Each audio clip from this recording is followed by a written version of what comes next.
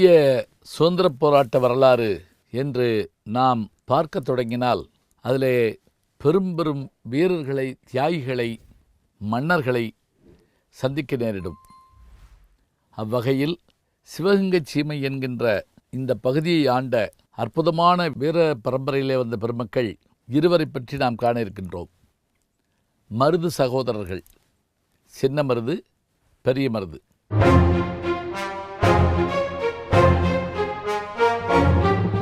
இவர்களுடைய வரலாறு மிக அற்புதமானது.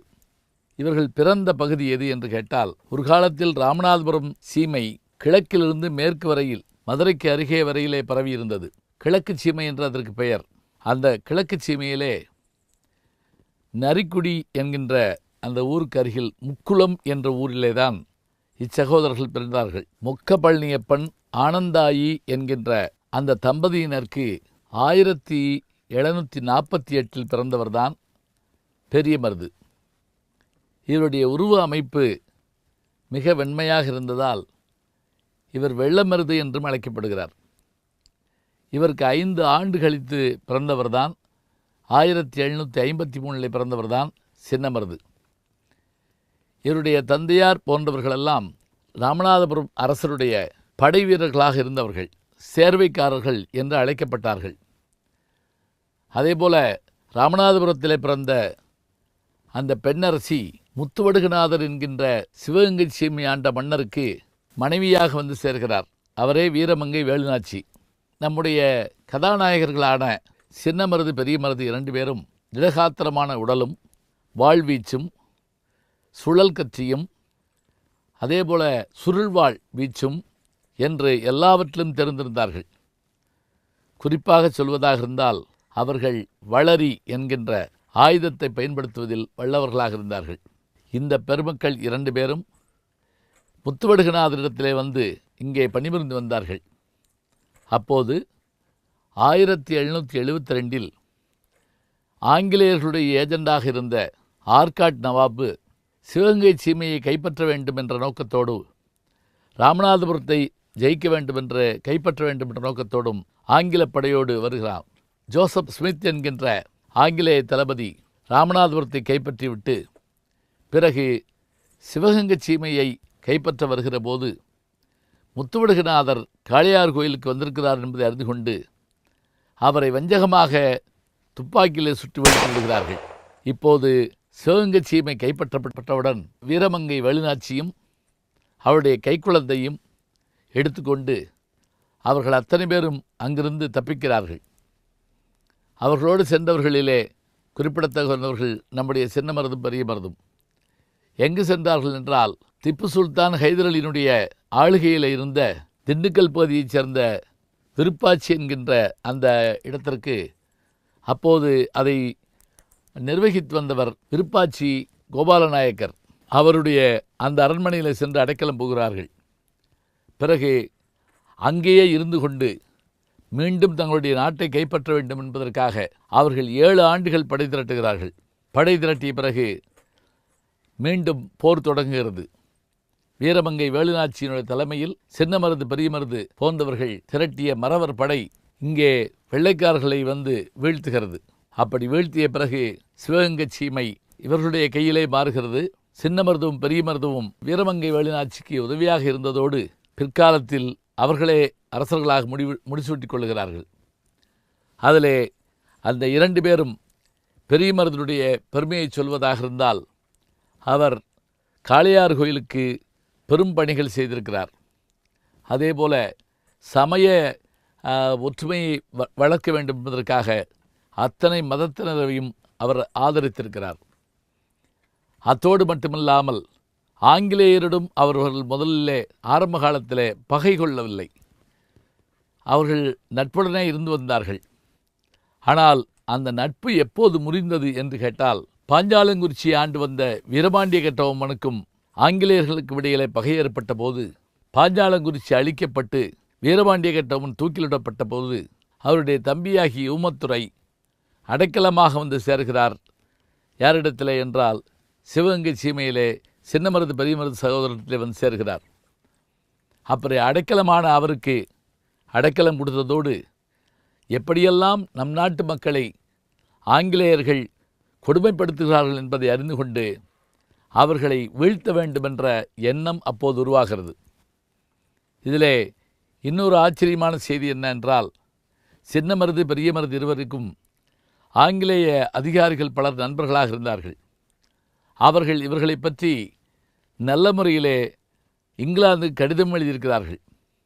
அதில் ஸ்மித் என்கின்ற ஒரு ஆங்கிலேய அதிகாரி எழுதிய கடிதத்தில் சின்ன மருதனுடைய வீரம் எத்தகையது என்பதை பற்றி மிக அற்புதமாக குறிப்பிட்டு சொல்கிறார். அதாவது, ஒரு கையை இப்படி மடித்து கட்டிக்கொண்டு பின்பக்கம் வைத்துக்கொண்டு ஒரு கையால் போராடி புலியை வீழ்த்தக்கூடிய ஆற்றல் உடையவர் சின்ன மருது. அதை காட்டிலும் தன்னுடைய கையிலே ஆங்கிலேய கும்பனியினுடைய நாணயத்தை தன்னுடைய பெருவிரலால் வளைத்து காட்டக்கூடிய வல்லமையுடையவர் சின்ன மருது என்றும் அவர் குறிப்பிடுகிறார். எல்லாவற்றை காட்டிலும் அவர் வியந்து சொன்ன ஒரு வார்த்தை ஒன்று உண்டு. அது என்ன தெரியுமா? ஒரு முறை அந்த அதிகாரி மானாமதுரை ஆற்றில் கோடை காலத்தில் குதிரையில் வந்து கொண்டிருக்கிறார். அவரோடு சுற்றி ஆட்கள் பாதுகாப்புக்கு வருகிறார்கள். அப்படி வந்தபோது ஒரு ஆச்சரியம் நிகழ்ந்தது. என்ன தெரியுமா? அவருடைய குதிரை முன்கால்களை மடக்கி தரையிலே விழுக, அவர் மண்ணிலே உருண்டு எழுந்திருந்து தன் துப்பாக்கியை கையில் எடுத்துக்கொண்டு யார் தன் குதிரையை வீழ்த்தியது என்று பார்க்க, அவரோடு உதவிக்கு வந்த அத்தனை பேரும் உடனே ஓடி மறைந்து விட்டார்களாம். மண்ணிலே விழுந்த அந்த அதிகாரி கையிலே துப்பாக்கியுடன் யார் யார் யார் என்னை வீழ்த்தியது என்று கேட்க, அந்த ஓடியவர்களெல்லாம் ஓடி வந்து, அருகிலே சின்ன மருது இருக்கிறார், 50 அடிக்குள்ளவர் இருக்கிறார், அவர் கையிலே இருந்து எரிந்த வளரி என்கின்ற ஆயுதம்தான் இங்கே நம்முடைய குதிரையை வீழ்த்தியிருக்கிறது. அவர் நினைத்திருந்தால் இந்த வளரி என்கின்ற ஆயுதத்தை உங்களுடைய கழுத்துக்கே குறிவைத்திருக்கலாம். ஆனால் அவர் அப்படி செய்ய விரும்பவில்லை, நம்மை எச்சரிக்கை செய்ய விரும்பியிருக்கிறார் என்று சொல்ல, இந்த நிகழ்வை அப்படியே பதிவு செய்திருக்கிறார் ஆங்கில அதிகாரி. அத்தகைய ஒரு பெரிய ஆற்றலுடையவர் சின்ன மருது. அதே போல ஊமத்துறைக்கு அடைக்கலம் கொடுத்ததை அறிந்து கொண்ட ஆங்கிலேயர்கள் ஊமத்துறையை காட்டிக் கொடுக்குமாறு கேட்க இவர்கள் மறுக்கிறார்கள். அதோடு மட்டுமில்லை, ஆங்கிலேயரை வீழ்த்த வேண்டும் என்ற எண்ணம் ஏற்படுகிறது. அந்த எண்ணத்தின்படி சின்ன மருது ஒரு பெரிய கூட்டமைப்பை ஏற்படுத்துகிறார். அதாவது, எங்கெல்லாம் இருக்கிற பாளையக்காரர்கள் எல்லாம் ஒன்று சேர்த்து ஆங்கிலேயருக்கு எதிராக ஒரு பெரிய குழுவை நிர்ணயிக்க வேண்டும் என்ற எண்ணம் அவருக்கு அப்போது ஏற்படுகிறது. அப்படி ஏற்பட்ட போது அவர் செய்த ஒரு அற்புதமான செயல் தமிழக வரலாற்றில் யாரும் செய்யாதது. அதற்கு பெயர் என்ன தெரியுமா? ஜம்புத்தீவு பிரகடனம் என்று அதற்கு பெயர். திருவரங்கத்தினுடைய மதிலில் ஒரு தோளால் செய்யப்பட்ட எழுத்து, இன்றைக்கு நாம் போஸ்டர் என்று சொல்கிறோம்ல, அதுபோல ஒட்டப்பட்டிருந்தது. அது எப்படி இருந்தது என்று சொன்னால், அதில் அவர் வரிசைப்படுத்துகிறார், எங்களை ஆள வந்த ஆங்கிலேயர்களை இந்த நாட்டை விட்டு விரட்டுவதற்கு நாங்கள் முயல்கிறோம். சோற்றிலே உப்பு போட்டு சாப்பிடுகிறவன், ஒரு தாய் தந்தையிற்கு பிறந்தவன், அத்தனை பேரும் ஒன்று திரள வேண்டும். திரள்வதோடு மட்டுமில்லாமல் அந்நியனை இந்த மண்ணை விட்டு விரட்ட வேண்டும். அதுவரை நாம் உறங்கக்கூடாது, நாம் மற்ற வேலையை கவனிக்கக்கூடாது. இதுதான் போர் பிரகடனம் என்று சொல்லி பல்வேறு இடங்களில் அந்த ஜம்புத்தீவு பிரகடனத்தை அறிவித்தார். அவையெல்லாம் ஒட்டப்பட்டதை பார்த்து ஆங்கிலேய அரசாங்கம் திடுக்கிட்டது. அதாவது, இன்றைக்கு நாம் ஒரு செய்தியை விளம்பரப்படுத்துகிற போது எப்படியெல்லாம் விளம்பரப்படுத்துவோமோ அதை அன்றைக்கே செய்தி காட்டிய பெருமை சின்ன மருதுக்கு இருந்தது. ஆனால் அந்த கூட்டமைப்பில் வந்திருந்து கலந்து கொள்வதாக சொன்ன பல பேர் வந்து சேரவில்லை. போர் தொடங்கியது 79 தொடங்கியது, 1779 தொடங்கியது. பல முறை அந்த போர் நடந்து கொண்டே இருக்கிறது. அப்படி நடந்து கொண்டே இருந்த போரில் அதனுடைய உச்சக்கட்டம் எப்போது வந்தது என்று கேட்டால் 1801ஆம் ஆண்டு ஆங்கிலேயர்கள் பிரித்தாளும் சூழ்ச்சியின் மூலமாக சின்ன மருது பெரிய மருது போன்றவர்களுடைய நண்பர்களை எல்லாம் பிரிக்கிறார்கள். அது மட்டுமில்லை, சிவகங்கைக்கு உரிமையாக இருந்த உடையனத்தேவர் என்பவரையும் அவர்கள் தூண்டிவிட்டு அது இவர்களுக்கு எதிரான செயல்பாடுகளை செய்ய வைக்கிறார்கள். கடைசியில் இவர்கள் தப்பி ஓட வேண்டிய ஒரு சூழல் வருகிறது. அப்படி தப்பி ஓடிய போது பெரிய மருது காட்டுப்பகுதிகளில் மறைந்திருக்கிறார். கையில் ஒரு பெரிய வேணக்கட்டி ஏற்படுகிறது.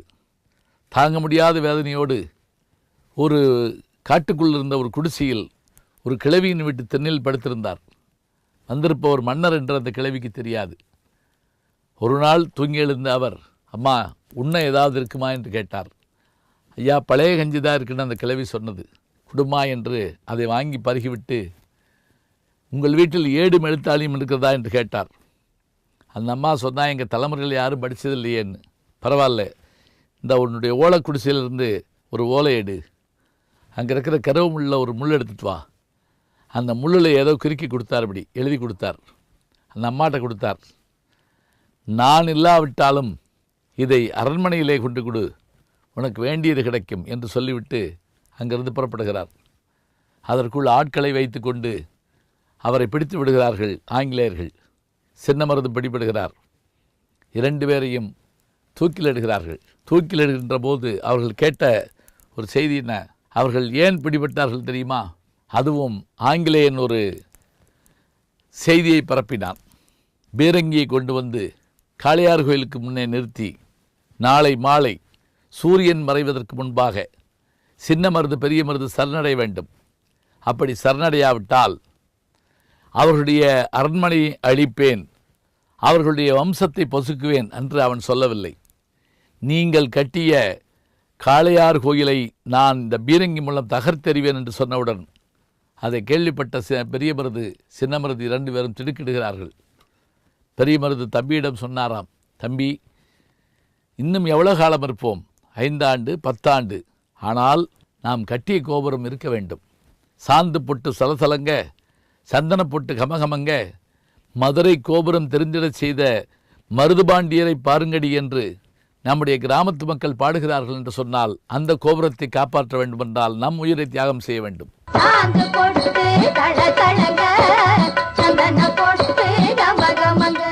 வா சரணடைவோம். சரணடைகிறார்கள். தூக்கிலிருந்ததற்கு முன்பாக அவர்களை அந்த ஆங்கிலேயன் கேட்கிறான், உங்களுடைய கடைசி ஆசை என்ன? அப்போது பெரிய மருது சொன்ன ஒரு வார்த்தை, நாங்கள் தூக்கிலிடப்பட்டாலும் நாங்கள் செய்த தர்மத்தை நீங்கள் நிறுத்தக்கூடாது. என்ன தர்மம்? சொல்லிலும், அதாவது நாங்கள் இன்னாருக்கு இன்னொரு தருகிறோம் என்று சொன்ன சொல்லிலும், கல்லிலும், நாங்கள் கல்வெட்டுகளாக சிலவற்றை செய்திருக்கிறோம் கோயிலுக்கு, அதையிலும், முள்ளிலும். இந்த முள்ளிலும் என்கிற வார்த்தை தான் ஆச்சரியமான வார்த்தை. அந்த கிழவி ஒருவேளை கஞ்சி கொடுத்ததை நினைவிலே வைத்துக்கொண்டு, அவளுக்கு அந்த ஓலையில் எழுதி கொடுத்த செய்தியை வைத்துக்கொண்டு, முள்ளிலும் செய்த தர்மத்தை நீங்கள் தொடர்ந்து நடத்தி தர வேண்டும் என்று கேட்டுக்கொண்டு அவர்கள் தூக்கில தொங்க அவருடைய தலை வெட்டப்பட்டு பெரிய மருதனுடைய தலை அங்கே கோபுர வாசலில் புதைக்கப்படுகிறது. சின்ன மருதனுடைய உடல் திருப்பத்தூர் இப்போது இருக்கிற பேருந்து நிலையத்துக்கு எதிரே நினைவிட வைக்கப்பட்டிருக்கிறது. அவர்கள் மறைந்து விட்டார்கள். ஆனாலும் அந்த இவர்கள் சொன்ன சொல்லுக்கு ஏற்றபடியாக அந்த ஒரு மூதாட்டிக்கு ஆங்கிலேயர்கள் அந்த பகுதியை கொடுத்தார்களாம். கிழவி தர்மம் என்று அதற்கு பெயர். இன்றைக்கும் அந்த ஊர் அங்கே இருக்கிறது. அவர்களுடைய குடும்பத்தார் அத்தனை பேரும் தூக்கிலிடப்பட்டார்கள். சுற்றத்தார்கள் எல்லாம் கொளுத்தப்பட்டார்கள். சின்ன மருதனுடைய மகன் துரைசாமி என்கின்ற 8 வயது சிறுவன் மலேசியாவுக்கு கடாரம் என்கின்ற பகுதிக்கு நாடு கடத்தப்பட்டான். இதில் ஒரு சோகம் என்னவென்றால், நாடு கடத்திய அந்த அதிகாரி பிற்காலத்திலே ஓய்வு பெற்ற பிறகு இங்கிலாந்திலிருந்து தன்னுடைய குடும்பத்தோடு மலேசியாவுக்கு சென்றபோது அங்கு இன்னும் கொஞ்ச நேரத்தில் இறந்து போகக்கூடிய அளவிற்கு ஒரு முதிர்ந்த ஒருவன் வந்து கையிலே விலங்கோடும் காலிலே விலங்கோடும் வந்து அப்படி உற்று பார்த்தானாம். அந்த அதிகாரி, நீ யார் என்று கேட்டவுடன், என்னை தெரியவில்லையா, என்னை நீங்கள் நாடு கடத்தினீர்களே, சின்ன மருதனுடைய மகன் நான் தான், துரைசாமி என்று சொன்னவுடன் அப்படியே கண் கலங்கி விட்டதாம் அந்த அதிகாரிக்கு. சில நாட்களில் அந்த இளவரசன் இறந்து போனான்.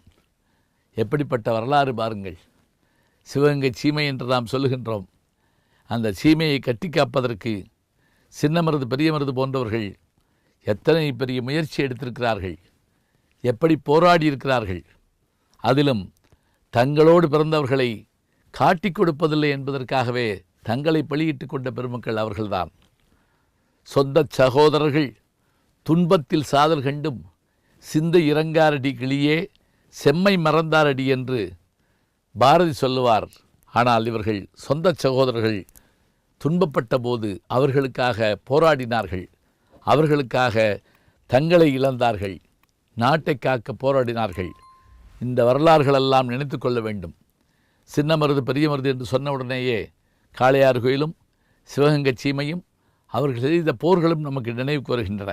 மருத மரத்தை விட்டப் போகிற போது அவர்கள் எப்படி அதை பாதுகாத்தார்கள், எப்படி தேர்வு செய்தார்கள் என்கின்ற அந்த ஆன்மீக செய்திகள் நமக்கு நினைவுக்கு வரும். சிவகங்கை சீமைக்கு சென்று வாருங்கள், வீரம் செறிந்த மண் அந்த மண். வணக்கம் அன்புக்குரிய யூடியூப் நேயர்களே, நீங்கள் இன்னும் என்னை நெருக்கமாக பின்தொடர வேண்டும் என்று சொன்னால் ட்விட்டர், இன்ஸ்டாகிராம், ஃபேஸ்புக் போன்ற சமூக வலைதளங்களில் பின்தொடர்ந்து வாருங்கள். நாம் முன்தொடர்ந்து செல்வோம்.